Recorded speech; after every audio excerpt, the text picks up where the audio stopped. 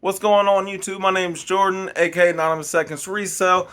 Today I want to tell you guys a little bit of what I know about Levi's and vintage jeans and Carhartts. A couple of these brands I know a little bit about. Maybe I can help you when you go into the thrift store and you're looking at these jeans. Maybe you don't even look at jeans right now. Maybe this will help you go into that section next time.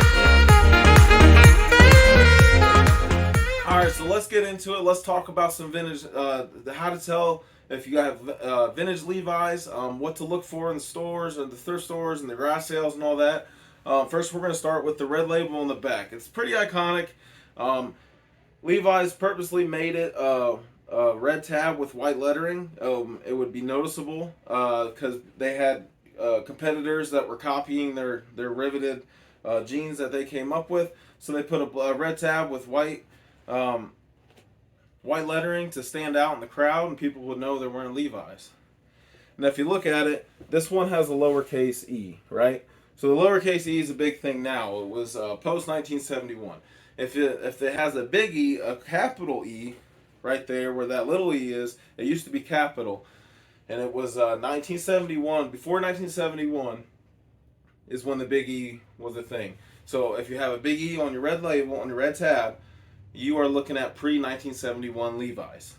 Just to go down the list of like time frame, like if they're vintage, is like if they have the rivets around the crotch area, if they have rivets around this area, you know they're pre-1947. Anything with no rivets in the crotch like these are post-1947. So I already know I have post-1947 jeans.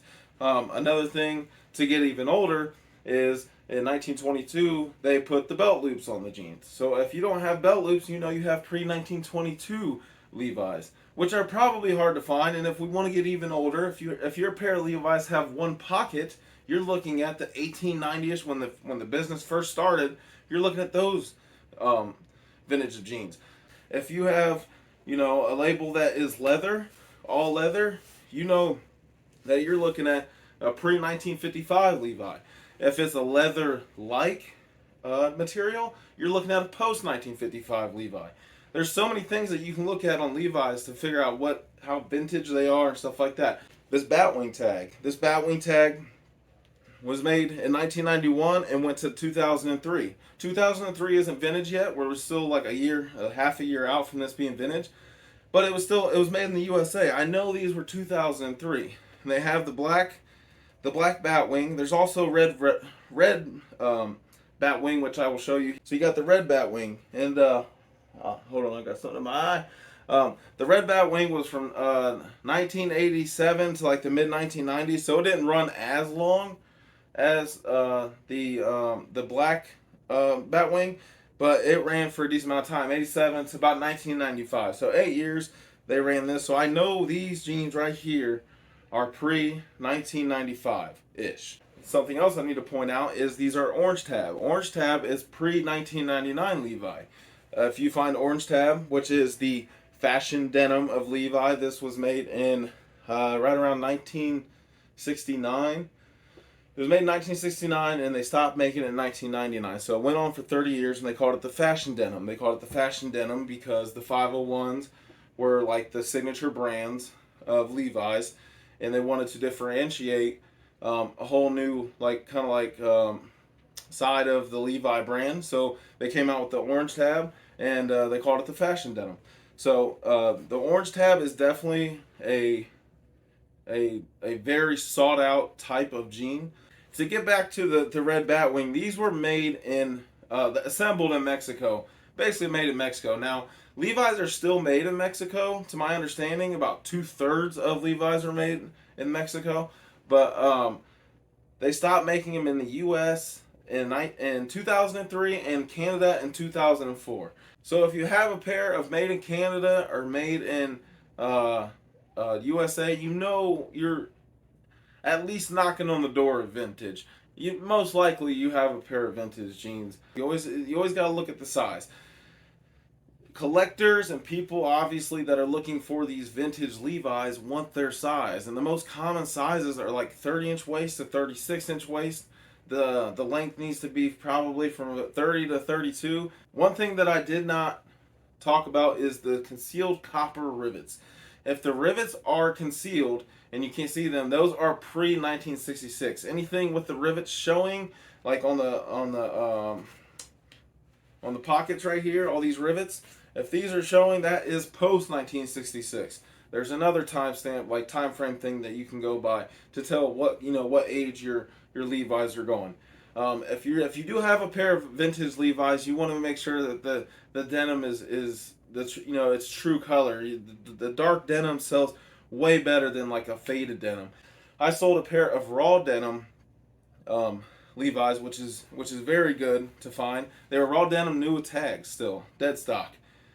Sold them for $125. I forget exactly what style they were. I should have probably looked that up before this, but dead stock, raw denim, $125, sold the same day. The washing instruction label, that was like 1968. So if you don't have any instructions on like how to wash or the care label, you're looking at pre-1968. The care label, basically something like this, came out in 1970. So if you don't have like the care label, they're pre-1970. If you don't even have the washing label, they're pre-1968. Double stitch pockets were post 1978. Pre-1978, they're all single stitch pockets. If you have the double stitch, obviously you know that you're looking at post 1978, vintage jeans. If you have the red tab, you know that yours are post 1936. If you don't have a tab on your Levi's and you have the leather, pure leather stamp right here, or the patch, you don't have a care label, I mean, you're in there. You're looking at pre-1936 jeans, and you're probably going to make at least hundreds, if not thousands of dollars on that pair of jeans. If you have a single stitch inseam, you're looking at pre-mid 1980s, probably. They stopped making the single stitch inseam in the mid 1980s. Is the two best Levi's to look for, a pair of Levi's, are obviously the 501s, the very first pair made, the very first denim jean made, and the 505s, and those were the very first denim jeans made with a zipper as the closing instead of the button fly. So the 501s, the 505s, those are the best ones to find, especially vintage.